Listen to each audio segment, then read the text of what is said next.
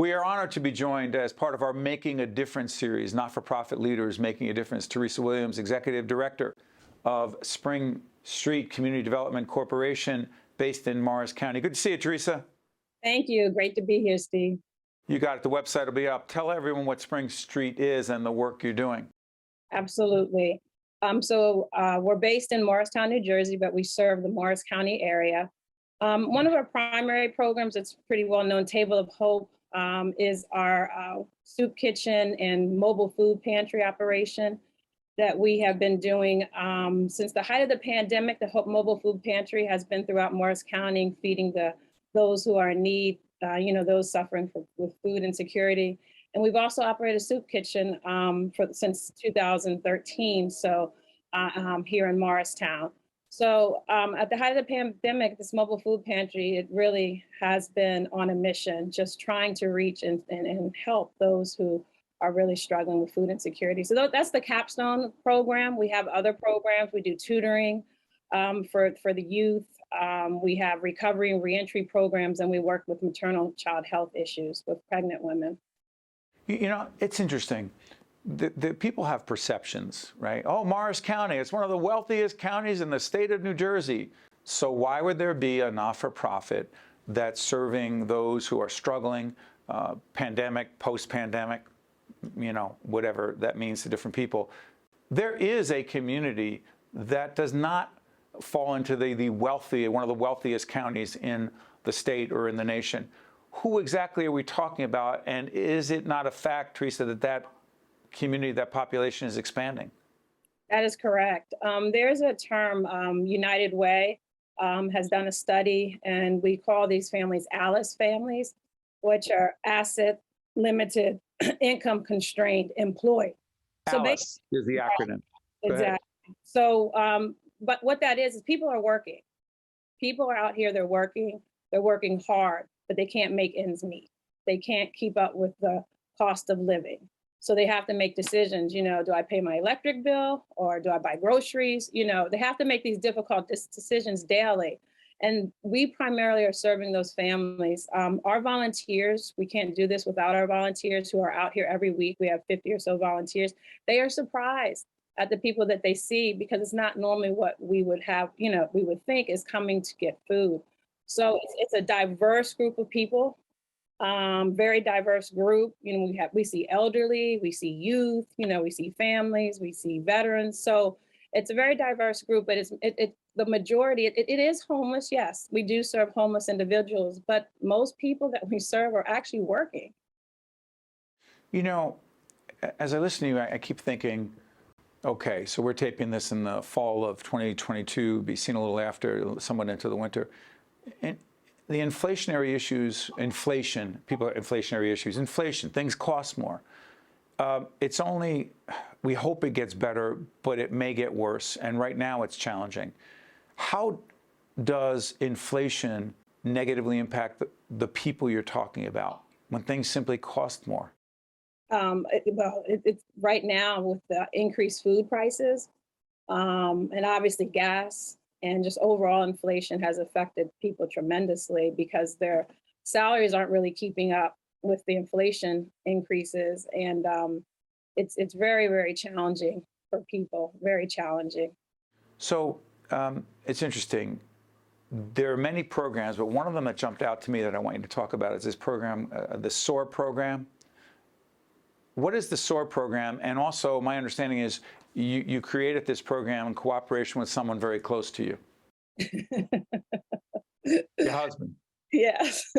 Talk about the SOAR program and also the connection to Pastor Sidney Williams Sr. Excuse me, Jr. I apologize. Absolutely. So our tutoring program, SOAR, Student Outreach and Academic Reinforcement, is actually that's the first program we started at Spring Street. My husband and I actually were missionaries in South Africa before we came to Morris County, to Morristown. So with being missionaries, we have a heart for service.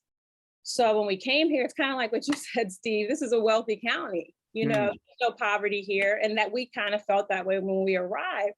So we met with some of the different stakeholders in the community and talked about, what do you see our needs in this community?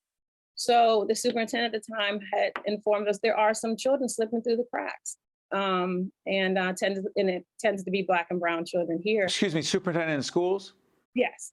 Okay, go ahead. I'm sorry. That some children, particularly Black and brown children Slipping who through have. the cracks, in terms of their education, keeping up with the testing and those things. So that was the impetus for us starting the SOAR program. So we said, okay, we're going to focus. We started off with fifth graders, because the transformation from elementary to middle school is drastic because they go from these small schools to this huge school, and everybody knows you need to understand fifth grade math before you can do anything else.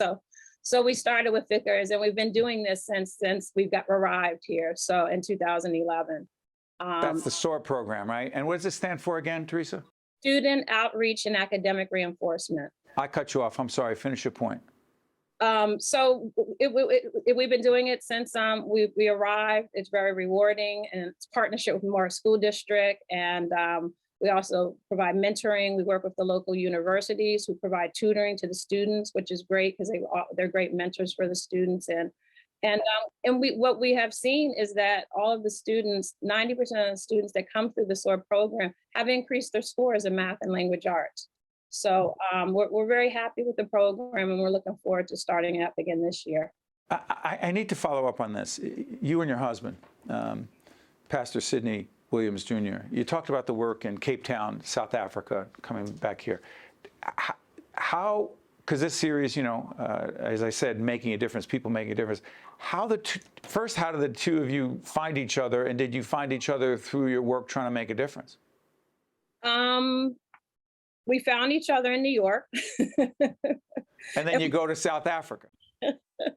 We were both in the corporate world. So we weren't doing any of this stuff when we met each other. And, you have these epiphanies and, in life, and you start to look at what's important to you. So we made some drastic changes, and we got rid of basically everything we owned, and left to go to South Africa with our 4 kids and 2 dogs. So that's what happened. We decided to make a change. But when we met, we were not in this field, no. Well, again, I don't want to minimize what you just described, and people can take from this what they will, but what you said is so profound, so important, so significant, and it's people like you like you and your husband, who not just make a difference every day, but make a decision to give back in a very extraordinary way and give up so much from a monetary perspective. I'll get off my soapbox now. Teresa Williams, I cannot thank you. The best to you and everyone at Spring Street, and also to your husband, Pastor Sidney Williams Jr. as well. Thank you, Teresa. Appreciate you joining us. Thank you so much, Steve. You guys stay with us. We'll be right back. State of Affairs with Steve Adubato is a production of the Caucus Educational Corporation. Funding has been provided by the Healthcare Foundation of New Jersey, Rutgers University, Newark, PSC&G, the Port Authority of New York and New Jersey, TD Bank, the Fidelco Group, Holy Name, the New Jersey Economic Development Authority, and by IBEW Local 102. Promotional support provided by the New Jersey Business and Industry Association and by AM 970 The Answer. Hello, I'm Dr. Luke Ironman, a family medicine specialist at Holy Name. When was your last visit to your primary care doctor? Throughout the pandemic, many patients have put off their annual physicals and screenings, but preventative health care is critical for early detection of illnesses and to avoid future health problems. Your doctor can also help you develop a wellness plan to achieve your personal health goals.